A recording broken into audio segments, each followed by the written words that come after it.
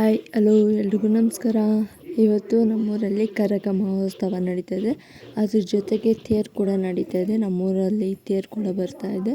ಅದಕ್ಕೆ ನಾನು ಇವತ್ತು ಬೆಳಗಿನ ತಿಂಡಿಗೆ ಎಲ್ಲ ಕಾಯಿ ಹೋಳಿಗೆ ಮಾಡಿಕೊಂಡು ಅದು ವೆಜ್ ಪಲಾವ್ ಮಾಡಿಕೊಂಡು ಮತ್ತು ಬೋಂಡ ಮಾಡಿಕೊಂಡು ಅನ್ನ ಸಾಂಬಾರು ಕೂಡ ಮಾಡ್ಕೊಂಡಿದ್ದೆ.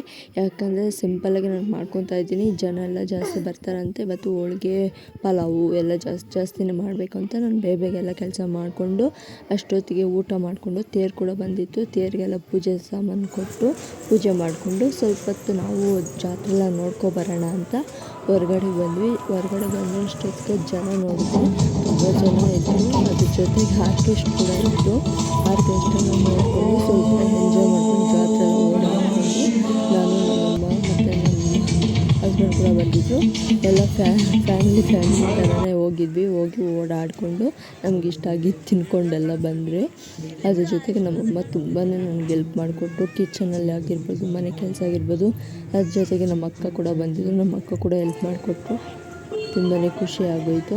ನಾನು ತೇರು ಹತ್ರಕ್ಕೆ ಹೋಗಿ ತೇರನ್ನ ನಮಸ್ಕಾರ ಮಾಡಿಕೊಂಡು ಮತ್ತು ಹಾಗೆ ತೇವ್ರದ್ದು ದಿಷ್ಟಿ ಕೂಡ ತೆಗಿತಾಯಿದ್ರು. ದಿಷ್ಟಿದೆಲ್ಲ ನೋಡಿಕೊಂಡು ಅದನ್ನೆಲ್ಲ ನೋಡಿಕೊಂಡು ಜಾತ್ರೆ ಎಲ್ಲ ನೋಡಿಕೊಂಡು ಒಂದ್ಸಲ ನಾವು ಮನೆಗೆ ಬಂದ್ವಿ. ಹಾಗೆ ಸ್ವಲ್ಪ ಹೊತ್ತು ಆರ್ಕೆಸ್ಟ್ರಾ ಎಲ್ಲ ನೋಡ್ಕೊಂಡು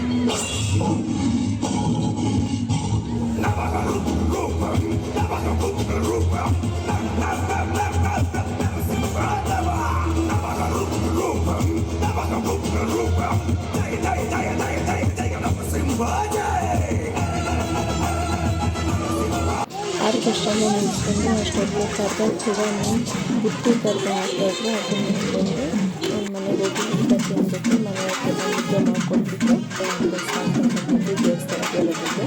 ದೇವಸ್ಥಾನದ ಕರ್ಗ ಅವಾಗ ಕಾಲೇಜ್ ಎಷ್ಟು ಬಂದಿದ್ದು ದೇವಸ್ಥಾನ ಹೊರಗಡೆ ಬಂದಿದ್ದು. ದೇವಸ್ಥಾನದ ಹತ್ರ ಕರ್ಗ ನೋಡಿಕೊಂಡು ಸ್ವಲ್ಪ ಹೊತ್ತು ಎಂಜಾಯ್ ಮಾಡಿಕೊಂಡು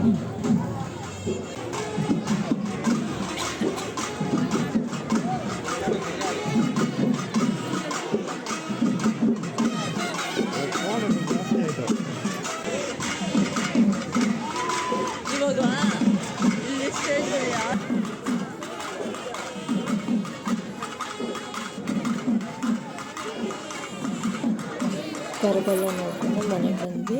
ನಾವು ಮತ್ತೆ 3 ಗಂಟೆ 4 ಗಂಟೆಗೆ ಎದ್ದು ನಾನು ಫ್ರೆಶ್ ಅಪ್ ಆಗಿ ಮನೆ ಹತ್ರ ಕರ್ಗ ಬಂದಿತ್ತು. ಮತ್ತು ಅವಾಗ ನಾನು ಪೂಜೆ ಕೊಡೋಕ್ಕೆ ರೆಡಿ ಮಾಡಿದೆ. ಇವತ್ತಿನ ದಿನದ್ದು ನಾನು ಲಾಗ್ ಅಪ್ಲೋಡ್ ಮಾಡಿದೆ.